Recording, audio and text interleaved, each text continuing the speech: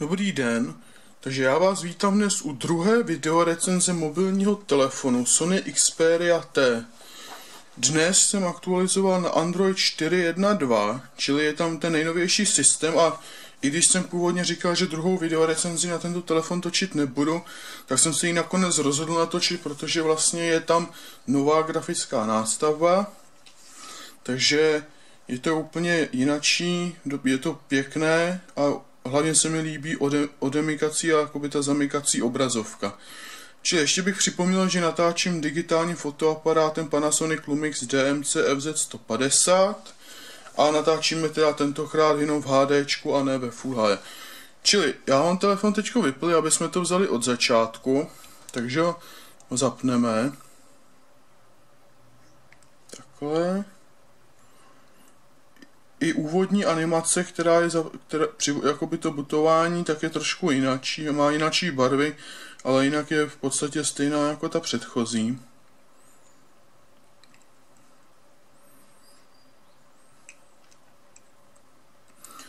Takže... A ještě tam to něco dělá, protože já jsem ten telefon ještě totiž nevypínal od té doby, co jsem ho aktualizoval, takže zdá se, že se nám tu ještě něco dělá. Jaký to nastavení. Jinak bych připomněl, přibyly tam i dokonce u zvuku jedna nová funkce. Trošku jsem to prozkoumával už, ale jsem teda zvědavý, co to bude dělat. Uvidíme.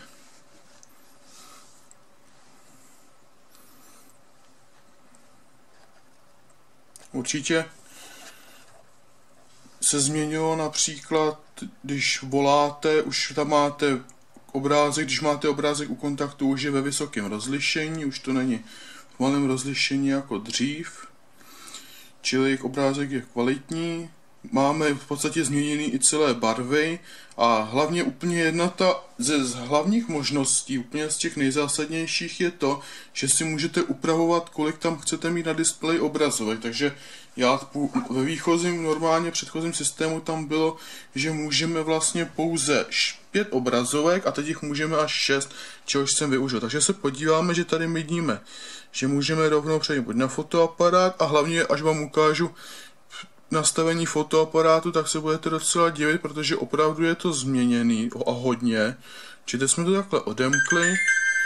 Já to jenom takhle vymažu, samozřejmě pak zapneme režim letadlo, takže vidíme, že už je to docela změněný, tady vidíme, že je to trochu šedé, dokonce se i graficky změnily některé ikonky, vidíme třeba Tidelands, vidíme, že už tu máme 5 obrazovek, můžeme se podívat nejdříve teda na to, že tam máme Android 4.1.2, když dáme informace o telefonu, takže vidíme Android 4.1.2, tady vidíme číslo sestavení a tak podobně. Takže určitě bych teda připomněl nejdříve, když najdeme na zvuk, tak je dobré, vidíte, máme tu novou funkci, automaticky přizpůsobit kvalitu zvuku vnitřního reproduktoru. Zatím jsem to teda nezkoušel, abych pravdu řekl, takže a dobrá věc je, že už i po zapnutí telefonu vlastně hlasitost výchozí, co si nastavíte na média a podobně, zůstane naplno, což už předchozího systému Android 4.0.4 se vždy vrátilo zpátky na tu určitou hlasitost, co tam je jakoby nějak ve 3/4. Čili bychom se podívali a hlavně, co je dobré teďkon, už můžeme konečně listovat jakoby, když dáme aplikace, můžeme si takhle projíždět, co tu máme. Už to není jako, že tam máme ty možnosti. Vidíme, kolik máme tedy po startu zhruba volné rámky, tak já tam toho už mám víc, takže zkusíme to, jestli to tam bude vidět. 511 MB tu máme volné. Tak. Teď vidíme, že je tu takhle můžeme listovat pěkně a čili já bych přišel také, teď bychom si mohli ukázat, vidíme, že je to tady trochu šedivé. Určitě už to je jinak, můžeme tady odinstalovat, přizpůsobit menu a podobně. Tady máme vlastní zařazení, pak tu máme další možnosti. Takže vidíme, že je tady toho opravdu dost. Samozřejmě tam byla zase ta zabezpečovací aplikace.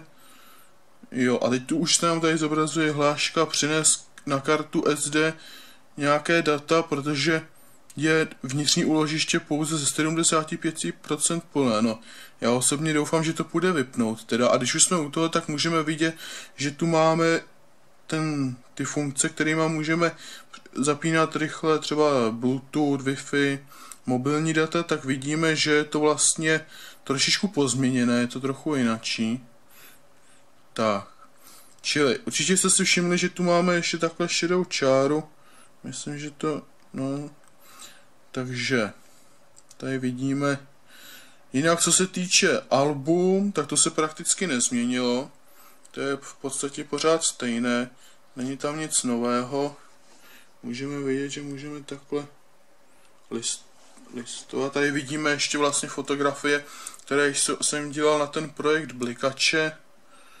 Můžeme vidět, co se týče přehrávače. Tam je stále Walkman, tam taky není nic nového. Zvuk je samozřejmě perfektní, výstupový reproduktor. Vidíme, že to je, otáčí se to. Takže vidíme, že to stále zůstává. Čili já bych se přesunul teď rychle k nastavení fotoaparátu. Čili klikl jsem na to tak a teď se dívejte. Vlastně už nemůžeme přepínat, jestli chceme kameru nebo ne. A vlastně si podíváme, jestli nám to dobře, aby nám fotoaparát zaostřil, protože není ty ikony jsou světlý. Jo, už nám to zaostřil, takže vidíme, že to tu máme takhle. A teď vlastně je to prostě fakticky úplně jiné. Zkusíme to takhle, aby to bylo vidět. Takže když se podíváme na nastavení, akorát ať se to neotáčí, takhle, paráda. Takže nastavení máme nyní takto. Či určitě je tady toho docela dost. Takže, a když klikneme tady na to, tak když vlastně máme normálně, tak můžeme mít rozlišení až 13 megapixelů. Což je důležitá poznámka, protože zatímco když dáme super auto, což automaticky rozpoznává, dokonce mi to, když jsem to zkoušel naměřit tady na ten fotoaparát, tak to rozpoznalo, že je to zařízení ku podivu a vidíme, že tu je rozlišení pouze 12 megapixelů, jo, takže zatímco když tam vrátíme normálně, tak tam máme rozlišení 13 megapixelů nastaveno, jestli doufám, že je to tam vidět, mělo by. Takže říkám, nastavení fotoaparátu je tu, řekl bych, že je tu toho i víc a hlavně není to, nevím, zatím jsem si na to ještě nezvyk, přece jenom jsem to instaloval dneska ráno, až jsem pak musel nabíjet baterku, čili vlastně, když máme ten normální režim, tak vlastně, když dáváme ten autofokus, tak to je fotoaparát a na video se to musí přepnout tímhle. Samozřejmě tady tou ikonou potom vlastně přepínáme na přední videokameru, což my nechceme, takže teď to z toho fotoaparátu vyjedeme. Takže to byl fotoaparát, že tam je velká změna a teď vlastně, když přidržíme, tady máme. Vidíte, že můžeme upravovat obrazovky. Já tu mám přidaný hnedka 2 nové. Tam teprve musím ještě dát další věci, protože těch 5 obrazovek mi moc nestačilo. Vidíte, že tu máme ikonu domečku tady u té jedné a čili to je výchozí, kde se zobrazuje vlastně výchozí po zapnutí telefonu, výchozí domovská obrazovka. Takže widgety, tady můžeme se podívat na widgety, to máme udělané trochu jinak, tady vidíme, že je to docela zajímavé. No, takže widgetů je tu poměrně dost. Čili já bych se spíše podíval teďko ještě vlastně, když máme tohle, tak tady vidíme, že se nám kompletně změnilo, je to trochu jináčí, vidíme, že to má bílé ikony, tak snad zkusíme tu kalkulačku. A vidíme, že s ní stále můžeme přesouvat, ale připomněl bych, že že ta kalkulačka, že už vlastně to není průhledné, jako to bylo předtím, jo, takže není to už průhledné. Předtím byla trošičku průhledná, což bylo docela zajímavé. Takže vidíme, že tu máme teďkon, jo, tak dokonce 7 obrazovek, ne 6, no tak tím líp vlastně, takže mám tu 7 obrazovek daných. Takže já bych se podíval ještě třeba na video přehrávač, říkám album, vůbec prakticky se tu nic nezměnilo, je to furt stejné. Takže jako tak. A teď bych se ještě podíval, jinak to bych chtěl připomenout, vlastně když máme úplně nové, je to ne nové, spíš jenom v jinačím barevném provedení, takže vidíme, že když zapneme reproduktor, vítejte v O2. Pro faktury, platby, můžeme si ladit hlasitost. Když se podíváme, tak se i trošičku změnila ta ikona těch hlasitostí. Informace a roaming, stiskněte. Tak. Což bych připomněl, že u O2 je opravdu umění dovolat se na operátora, takže tak a normálně takhle můžeme samozřejmě stále ukončovat aplikace, jak to známe, to se nějak nezměnilo. A čili já bych vám chtěl ukázat třeba psaní zpráv, jo, protože to je vlastně, když napíšeme, tady máme Alzu někde, počkat, Alza, jo, vidíme, takže Alza, vidíme, že už to má také bílé rozhraní, čili když budeme chtít, a ona na to nejde odpovědět, koukám, takže tady můžu akorát dát odstranit zprávy. No nic, nevadí. A jinak klávesnice je také bílá, myslím, že když zapneme třeba Wi-Fi, tak a půjdeme na internet, tak to určitě počkáme, než se to připojí. Jinak připomínám, ve fotoaparátu mám pouze 4 GB paměťovku, už můžeme natáčet pouze 18 minut, takže zkusíme schválně prohlížeč. Vidíme a zkusíme, teď uvidíme klávesnici. Tady vlastně to jedno tlačítko, co tu máme, to se nám změní na takovou šipičku, kterou můžeme minimalizovat tu klávesnici, čili seznam. A ono to hledá přes Google, měl jsem tam spíš napsat www. A tak to je jednak, že vidíme, můžeme si vyzkoušet ten Dual Touch. Počkej, potřebujeme, aby se to otočilo normálně. Jestli se to teda povede. No, ale funguje to. Tak to bude chtít asi nějaké nastavení. Ale jinak ještě, co jsem nepřipomněl v té galerii, je i v možnosti, jako různé možnosti více nastavení. Takže nevím, proč nám teď nefunguje Dual Touch, takže to se ještě snad bude nastavit. Aspoň doufám. Vybíráme obecné, tak tady jako vždycky nic není. Pokročilé. JavaScript, více karet na aplikace, otevřít na pozadí. No, každopádně si na to podívám, protože ten Dual Touch je tam docela občas důležité, já nevím, proč nejde. To by mělo fungovat, takže nevím. Uvidíme, no. Vidíme, našli nám to nějaký aktualizace, hnedka 4, tak to si počkáme na potom.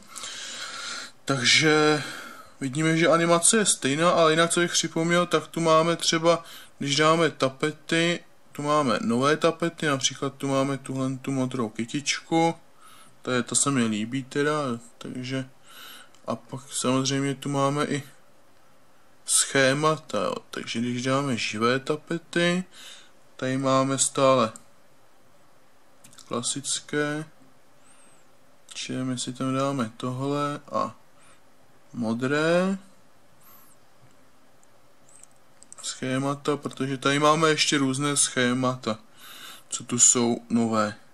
Můžeme vidět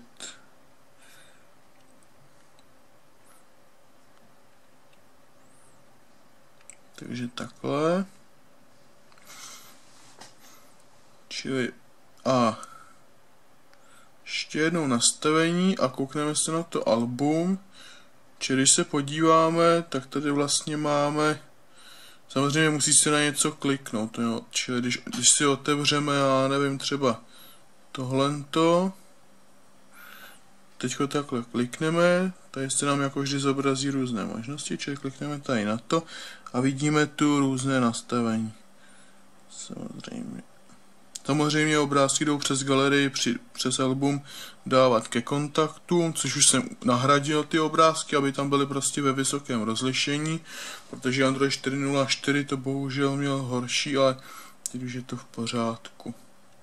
Čili tady vidíme různé hry zkoušet teďko nebudeme, to nemá smysl, protože je jasný, že budou fungovat naprosto bez problému, protože tenhle telefon je prakticky výkonný stejně jako Samsung Galaxy S3. No.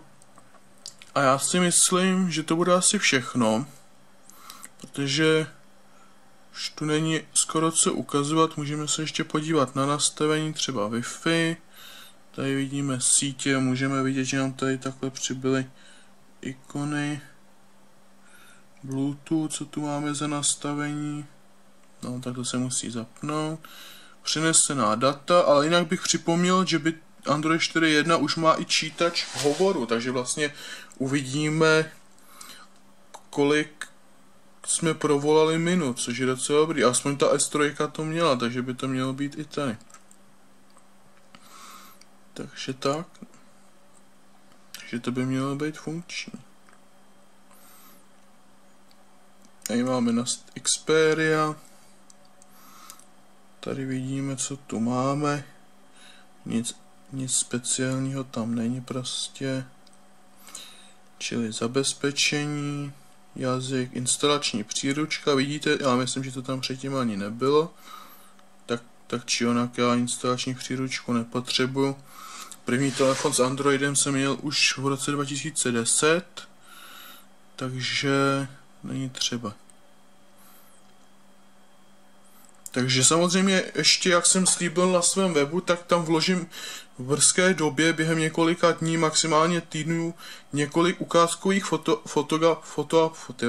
fotografií, které tam budou vlastně s novým Androidem, protože jsem jasně napsal na webu, že tam fotografie vložím, až bude nový systém, takže zatím, až vyrazím ven něco vyfotit, potom ještě něco vyfotím, až bude jaro, aby to bylo trochu barevný taky, a teďko tam je spíš jenom bílý nebo šedý, prostě nerostou žádné rostliny, stromy ještě neraší, nic nekvete. Takže vidíme, bohužel, co je škoda, že nelze, aspoň s oficiální romkou, instalovat aplikaci na SD kartu, protože já tam mám 16 GB kartu. Takže, ale každopádně aspoň tam mám předělaný úložiště na fotoaparát a kameru, takže můžu natáčet dlouhá videa ve Full HDčku. Takže tak. Tohle to určitě ne. Takže vidíme, menu se prakticky nezměnilo, tady to je téměř totožný, je to trošičku jinačí, tady vidíme ty přepínače na zapnutí toho Bluetooth nebo Wi-Fi, je to trošičku jinačí. A myslím, že by to bylo všechno. Takže tu máme, koukám při nastavení displeje, režim spánku. Čili to by mě zajímalo, jestli to je uzamčení klávesnice, nebo co to vlastně je. Ne, zámek obrazovky, to je tapeta, aha. Či já si ještě jednou si ukážeme tu zamykací obrazovku, protože se mi opravdu líbí. Čili to zamknem, odemknem. Čili vidíme, je pěkná. Tady máme rovnou na hudbu, fotoaparát a můžeme jak nahoru, tak i dolů, nečekaně. Tak. Čili já bych se tímto s váma rozloučil, doufám, že je to jenom taková kratší video recenze, doufám, že se vám bude líbit, je tu prostě dnes nevím, kdy ten Android byl uvolněný, prostě dneska jsem připojil ráno telefon k počítači a vyskočila mi tam aktualizace na Android 4.1.2, takže jsem to hnedka aktualizoval a musím říct, že se mi to líbí, hlavně díky tomu, že si tam můžu upravovat ty obrazovky, jak jsme si ukázali. Vidíme tady, že tu máme trošičku jinačí ten widget s těma zapínání různých funkcí, což je paráda. A vidíme, že i tohle se trošičku změnilo a já už se teda tím pádem s váma loučím a jdu aktualizovat tady aplikace. Tak